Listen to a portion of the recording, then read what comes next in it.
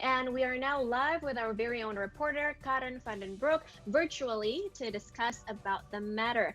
Hi, Karen. How did the Ministry of Finance address the issue of its framework in overcoming climate change?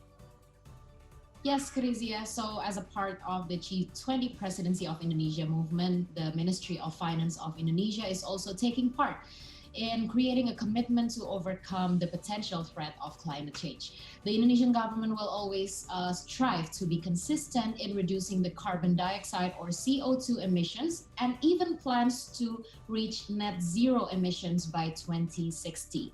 It was mentioned earlier today in the virtual press conference held by the Minister of Finance herself, Ibu Sri Mulyani Indrawati, that during the pandemic, restriction of public activity, or locally known as PPKM, has successfully suppressed carbon dioxide production by 6.4% or 2.3 billion ton in early 2020. However, the level of global emission in January to May 2021 soared even higher compared to before the global pandemic. Therefore, the Indonesian government will always strive to be consistent in creating greener approaches in the nation. And here's what Indonesia's Minister of Finance, Sri Mulyani, had to say regarding the issue.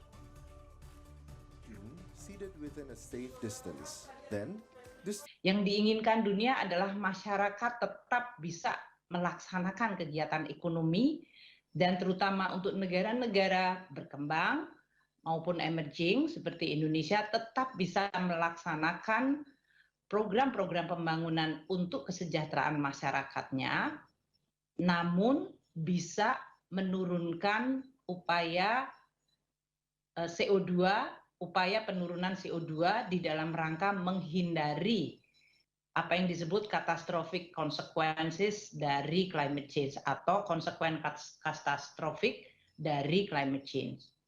Inilah yang menjadi topik yang sangat luar biasa dunia saat ini untuk bicara mengenai strategi untuk terus melaksanakan pembangunan dan kegiatan-kegiatan ekonomi, namun dengan konsekuensi emisi CO2 yang lebih rendah, dan dengan demikian masyarakat dan bumi dua-duanya bisa diselamatkan. As the manager of the state's financial condition, the Minister of Finance has developed a policy under the name of Climate Change Fiscal Framework, namely to supervise the state budget in doing its job to see opportunities as well as challenges of the green economy in Indonesia. Krizia. Now, when we're talking about the climate change fiscal framework, like you mentioned earlier, what instruments do the minister emphasize to use as the plan in overcoming the potential threats of climate change? And what kind of opportunities and challenges that the fiscal framework may help to see?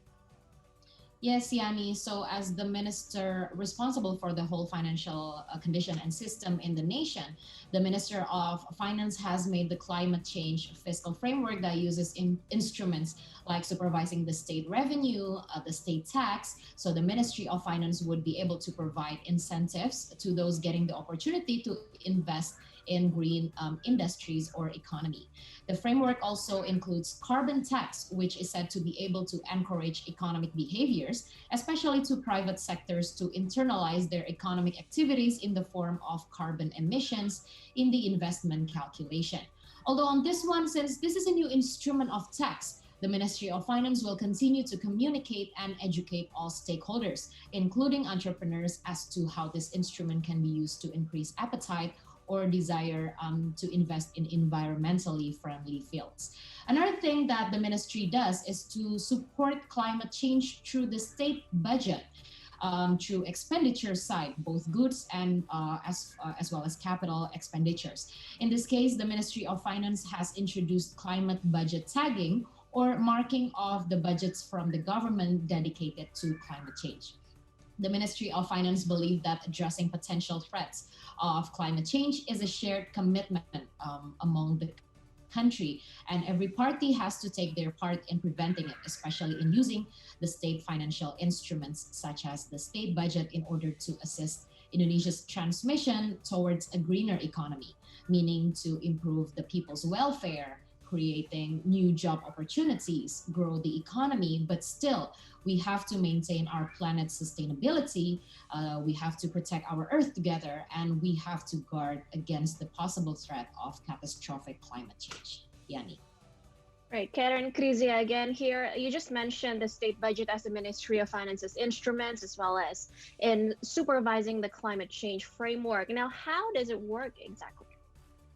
Yes, Krizia. So as we speak right now, Ibu Sri Mulyani, or the Minister of Finance, has just done speaking on her virtual press conference regarding this year's state budget. And the Minister of Finance earlier today was speaking about this year's state budget, January and February performance, as well as the plan for the state budget in the year ahead. There are 2 points that I would like to highlight here, where the Minister of Finance is highlighting 3 points as the main focus of February's state budget, or locally known as APBN Kita, where in public health handling, state budget will focus on vaccination acceleration, patients' care, health workers' incentive, and the most important, COVID-19 handling in Indonesia. It will also focus on the social sector, especially in social aid, pre-work card for the labor sector, as well as job loss insurance. Ministry of Finance state budget will also focus on economy recovery, especially for tourism and creative economy, industrial area, food security, MSMEs, and taxation incentive. And the Ministry of Finance is also focusing on below-the-line approach, or funding to developments, focusing on 4 main sectors: infrastructure, education, social security, and international partnership.